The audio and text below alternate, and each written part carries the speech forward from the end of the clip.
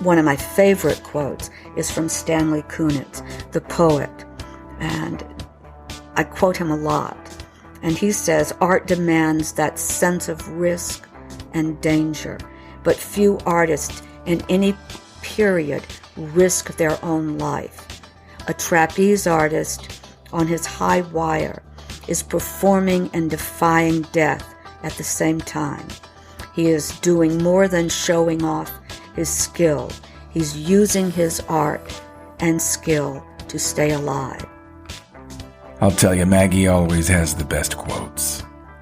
And today I'm excited to give you part 3 of my conversation with my mentor and master teacher, Maggie Flanigan. Anytime I have an opportunity to hear what she has to say about acting, about character, about the artistic process, I consider myself very fortunate, and I hope you'll feel the same way. So put the phone back in your pocket. Creating behavior starts now.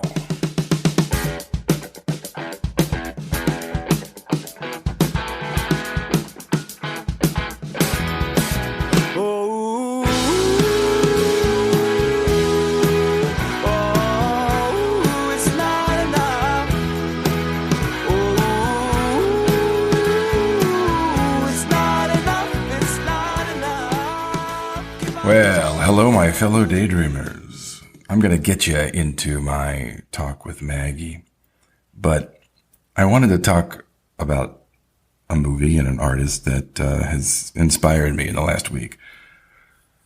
You know, I just turned 50 here in July, and you know, you get to a certain age, a certain place in your career, and you realize, man, that it sure didn't go the way I fucking thought it was going to go.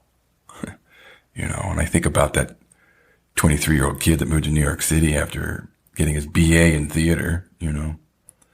Even, you know, at 31, when I got out of grad school, you have this fantasy, this idea of how you think your life is going to go, right? That 1-year plan, that 3-year plan, the 5-year plan, what you think your life's going to be after 10 years.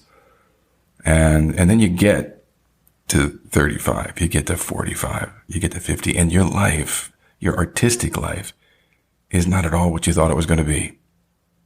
It has winded its way and produced, hopefully, something that has tremendous value for you personally, even though it might not be what you thought was going to happen to you.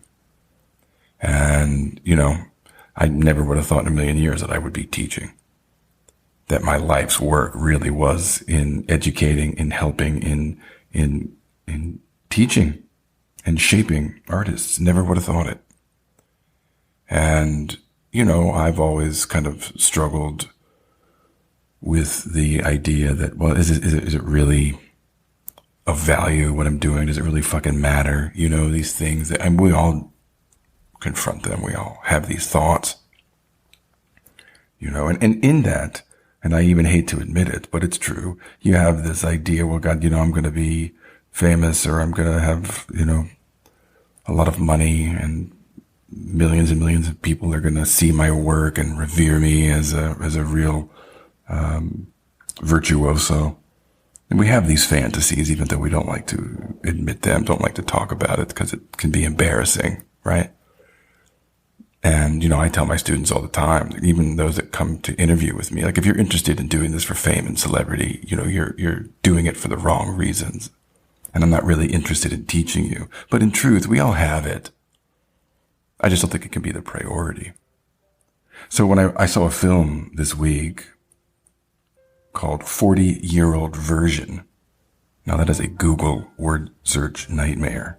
Version, Version, okay? 40-Year-Old Version by the playwright Rada Blank. I was inspired. It's a really good film. Now, it's not an original, right? This idea of a screw up unscrewing their life, you know, and figuring out what they're going to be doing for the rest of their years. But it was very personal. Now, Rada Blank, who I had never heard of, did not know before I saw this film, has been a struggling playwright and writer for the last, well over 15, maybe even 20 years. She grew up in New York, and she's been grinding it out here and in LA. And this film, which is deeply personal, I mean, the title of the main character is Rada Blank. She wrote it, she directed it, she starred in it, she produced it. She got it accepted into Sundance, where it won the directing competition in 2020, this year. And it is very personal, and it is about a struggling playwright. And it's really lovely. And I'll tell you what was really kind of just refreshing about it, because you don't see it very often. A black female who is not a sample size, for sure, being the lead and the star and the emotional core of a film. And it was lovely. And, you know, you could tell this was not a big budget film. You know, it was shot on 35 millimeter. All of the interior shots of her in her apartment, she's using her actual apartment. She used her brother to play her brother in the film. So, you know, she scraped this together with whatever money she was able to gather. And it's really good. And just finding a little bit more about her life. You know, she was accepted in 2008. So now, you know, you're going back now, 12 years. She's accepted into the Public Theater's Emerging Writers Group. Now, if you're accepted into something like that, you are thinking and believing in yourself that, man, this is it. This is it. I'm going to have a Pulitzer in the next 5-6 years. I'm going to be on Broadway. Of course you would. Well, first off, the Public is, you know, one of the best theaters in the United States. It's one of the core pieces of the New York arts scene. And over the course of her time there, she wrote 12 plays. Just to give you an example of the kind of talent they get, you know, in following years, right? Dominic Morrisseau has been a part of the writers group. Brandon Jacob Jenkins has been a part of the writers group. And in those remaining years, she had one play produced. It was called Seed, and it actually got reviewed in the Times, not very well. They called it low budget. And so she's been grinding it out. You know, she had a stint as a screenwriter. She was fired from that job. I don't know why, but she was. She talks about that. And she said something here that I thought was important to share with you. You know, because you got to stay true to yourself. You got to stay true to your life experience, your imagination, what you want to contribute into the world. And she said, you know, I didn't do poverty porn. I didn't do war-torn Africa. I didn't do period pieces where people would tap dance and sing. And certainly, you know, those are the kind of things that appeal to the white world. Certainly the white board of directors, the white artistic directors. And if you think about a lot of the plays that come out from our black and people of color playwrights, a lot of it is that, because that's the only thing that they can get made, because it appeals to our white sensibility. But she put everything she had into this film. You can tell it's very raw, it's very personal, and it's actually really quite good. And, you know, she had written, she talks about this, a 10-episode series that was based on her hip-hop persona, Rodimus Prime. And she actually had it completed. You know, she carved out 10 episodes, and then her mother died.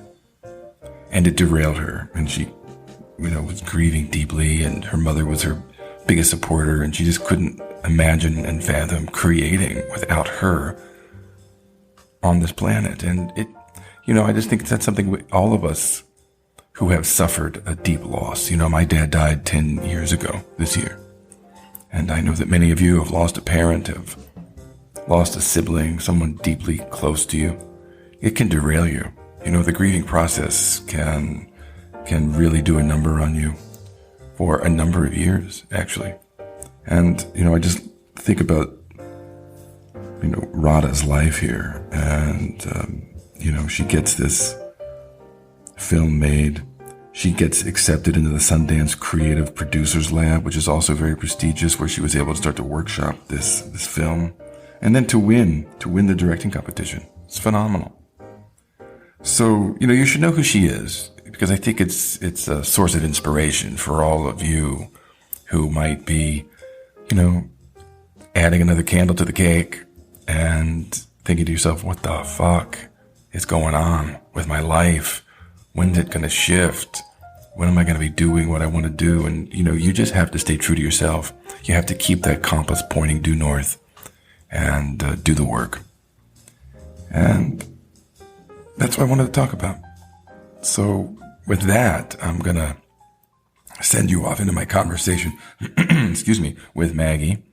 This is the last part of our talk that happened on July 5th, back on my birthday.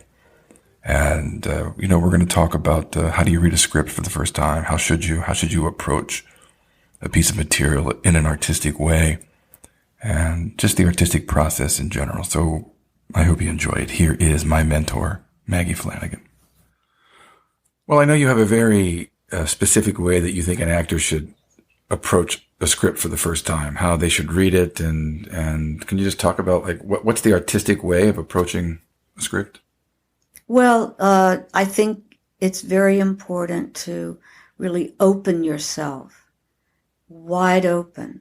No judgment when you're reading it. And leave yourself alone. Make sure nobody is going to interrupt you. So it's very private. And live your way through it, meaning that you're allowing yourself to let what's being said and done drop inside of you. And no judgment. See what begins to happen to you. And the openness is very important. No judgment about, oh, I've got to do this. Oh, that's what the character is. You're in your head. You must kind of daydream yourself through it. Open to whatever the words are and to whatever your impulses are. But it's never an intellectual reading. And should actors ever be practicing their lines out loud? Never, never, never. Because otherwise you'll end up in your head and you'll have line readings. But that's what most actors do. That is what most actors do. Well, they practice their lines, how they're going to say them. Well, not if you've trained with Sandy. And other acting teachers, I'm sure, stress that as well. Because there's some wonderful actors out there who didn't study or train with Meisner or a Meisner teacher. There are other techniques.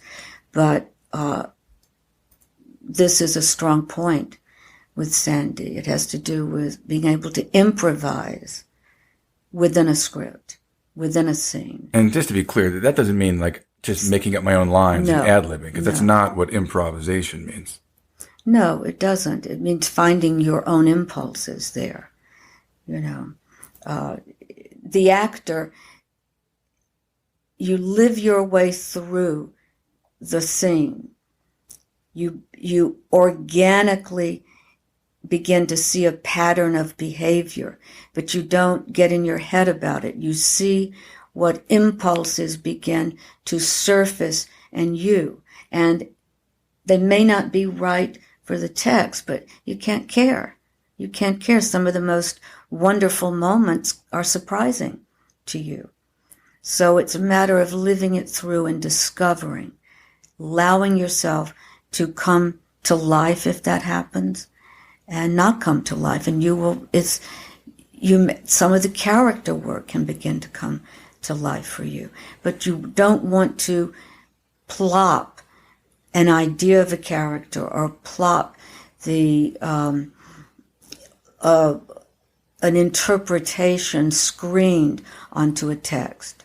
Not screamed, but screened, on like a silk screen. This is how I'm going to do it. No. Well, then you're really limiting yourself. Mm-mm. Nothing can happen to you that's interesting or surprising. Yes, it's not creative either. It's not creative, no. Well, can you talk about character? I mean, it's the height of the art form. It's, I think, what every actor aspires to. Can you just talk about that? Like how to approach a character, how to start to think about, the things that one can do to make physical adjustments? Yeah, or emotional or emotional adjustments, or meaningful moment adjustments. Well, character acting is the highest form of acting. It is, I think, the most wonderful thing in acting is a character actor, or character acting. And it can be a simple character, a flirt.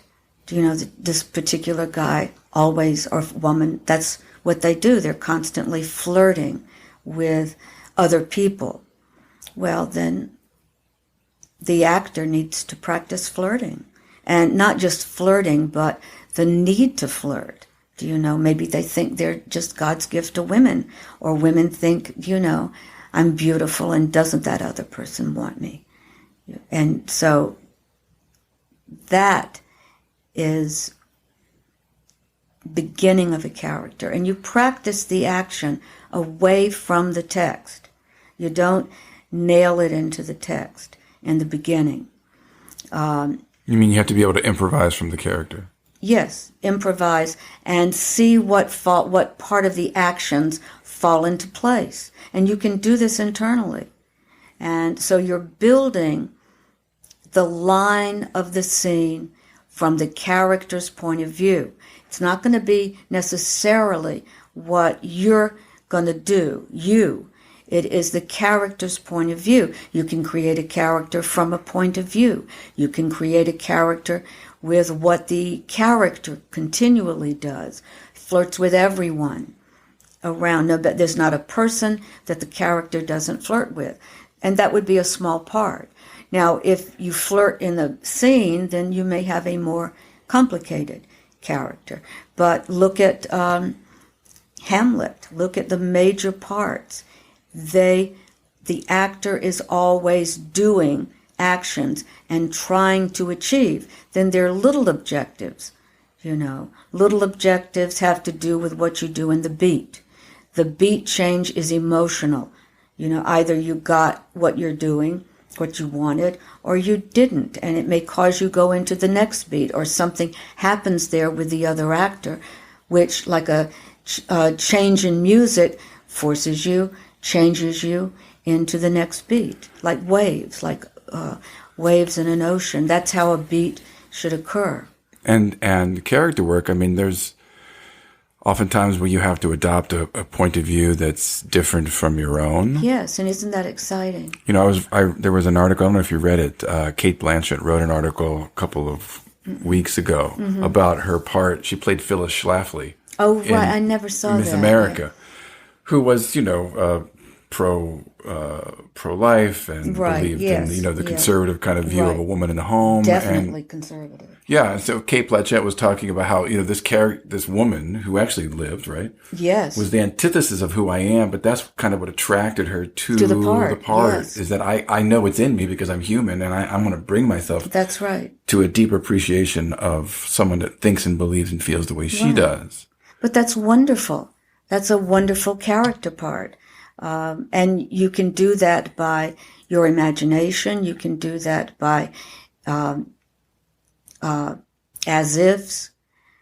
How about the darker parts of us? If you're going to play a bigoted part or a racist or somebody who has those are the best parts. They are. But how do you bring yourself to it? Or, actors that go, God, it's just not me and I don't believe this, and they fight and they struggle with the Well, they don't want to be seen, but the most important thing is bringing that character to life.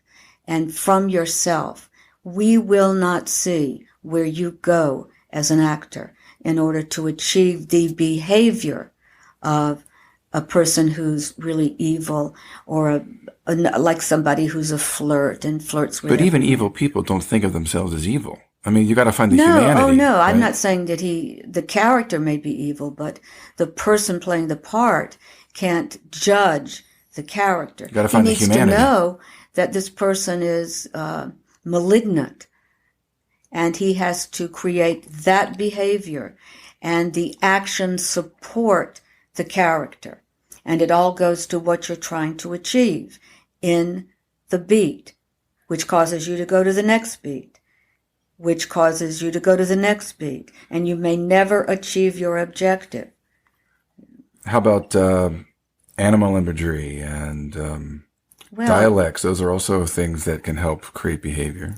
Well, cats are very sexy and sensual. That can produce behavior for a woman or for a man who's... Maggie the cat. Maggie the cat, yes.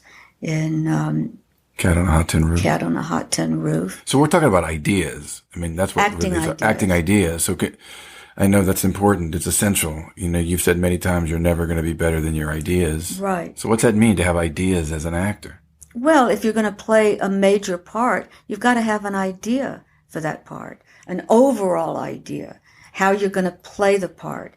And it's got to be behavioral, produce behavior. But it's general. The overall idea is a general idea.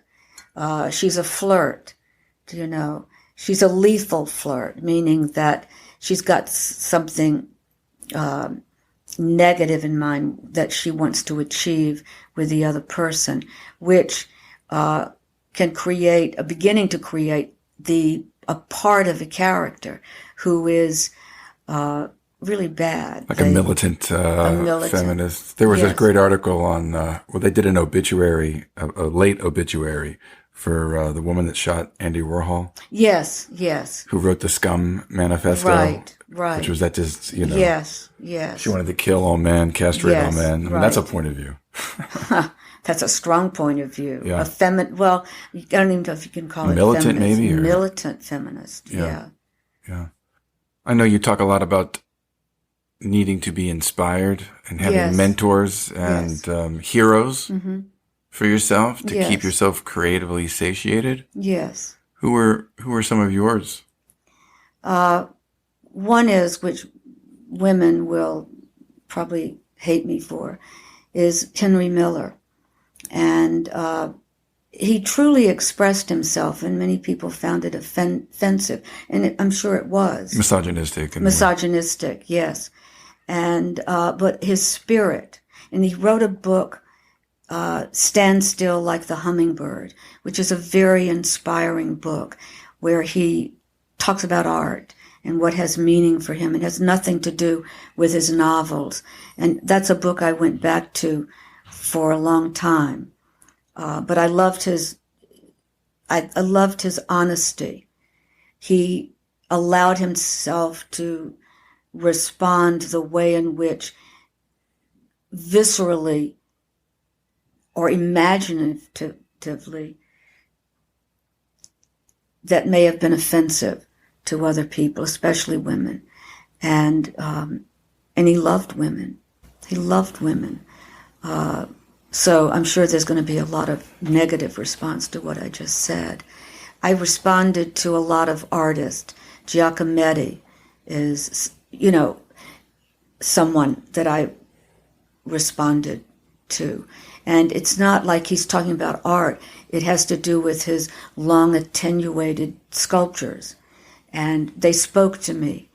Well, what did they do for you in terms of just as an artist? How did they inspire you? I read somewhere, and I don't know whether this is true or not, that he was already a successful painter, or maybe a sculptor as well. And that was in his 20s. And he even had a gallery.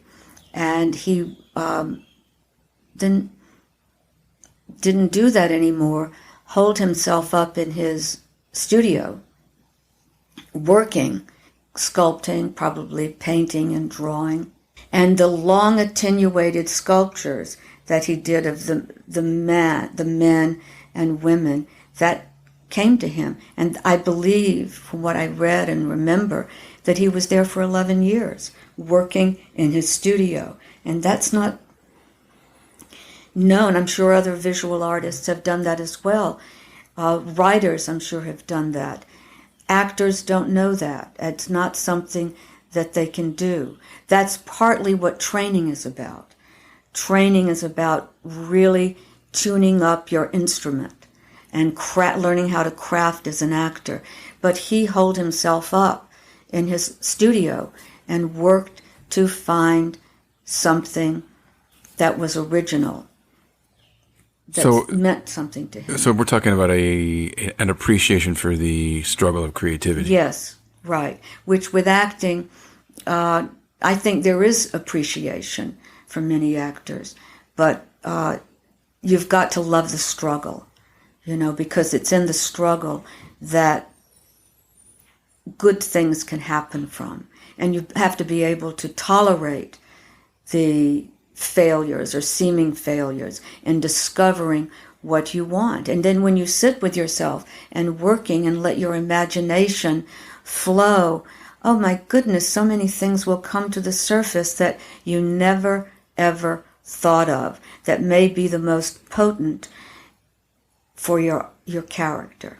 Reading great novels, but in dancing, Louis Horst, who was the pianist for Martha Graham, his quotes, and I also loved quotes, Yes, that came from the artist. And Louis Horst had them. I can't rattle them off for you here, but I have them written down in the book of quotes that I had that just inspired actors, can inspire an artist. And it doesn't have to be an actor. It can be a painter, it can be a musician, it can be a dancer. They're all talking about the same thing. They're talking about work and craft and love of it and willing to fail, because in the failure you can discover something that you never, ever, ever knew existed. I thought I would transition just here as we, wrap up our talk here.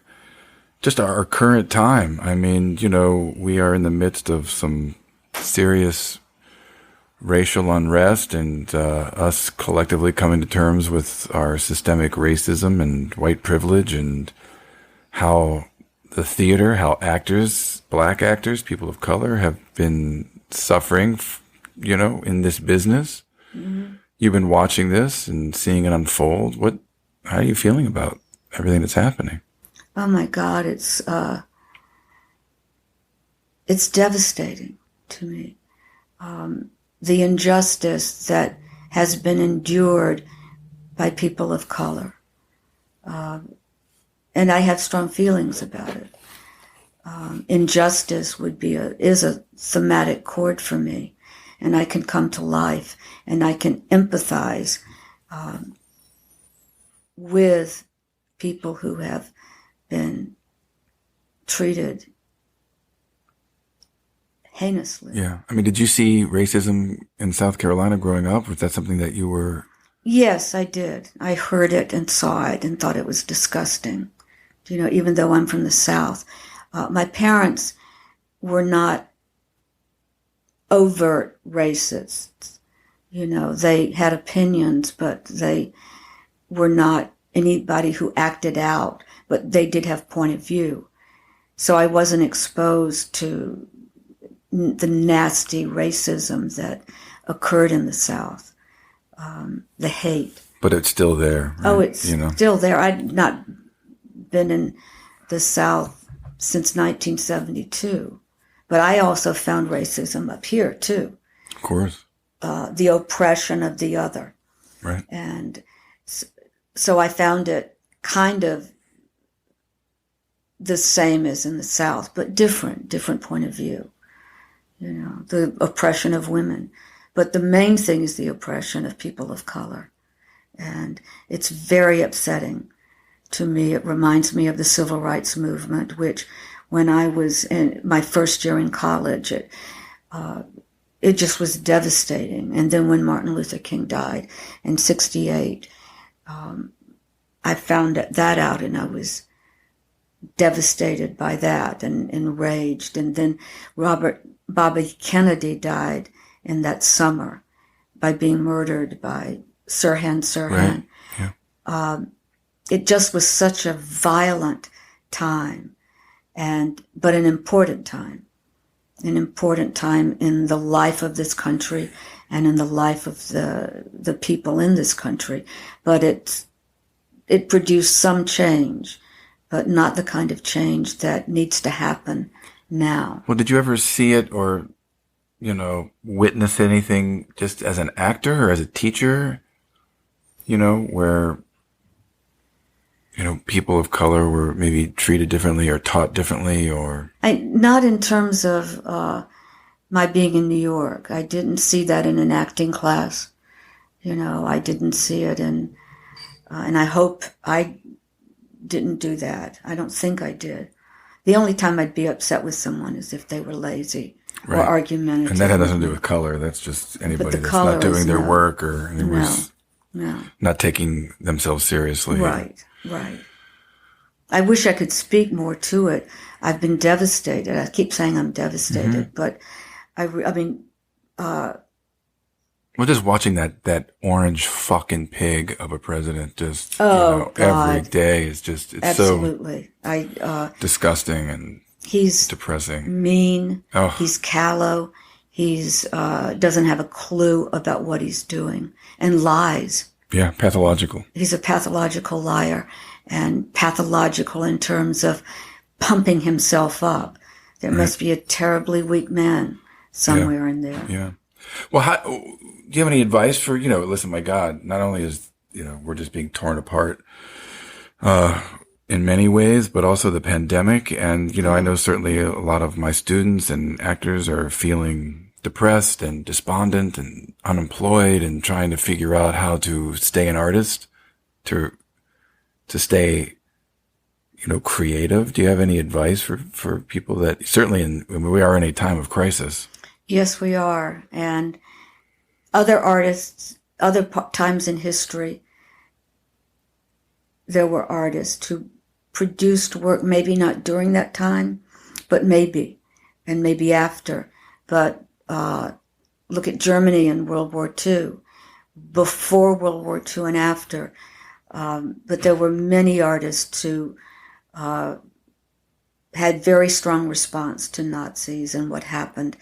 And the art is beautiful, and there can be huge response to what's happened here, the last 3 to 4 years, and even the systemic racism and darkness in this country.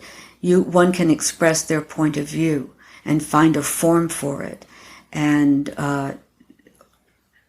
live it out through one's own craft or what one does.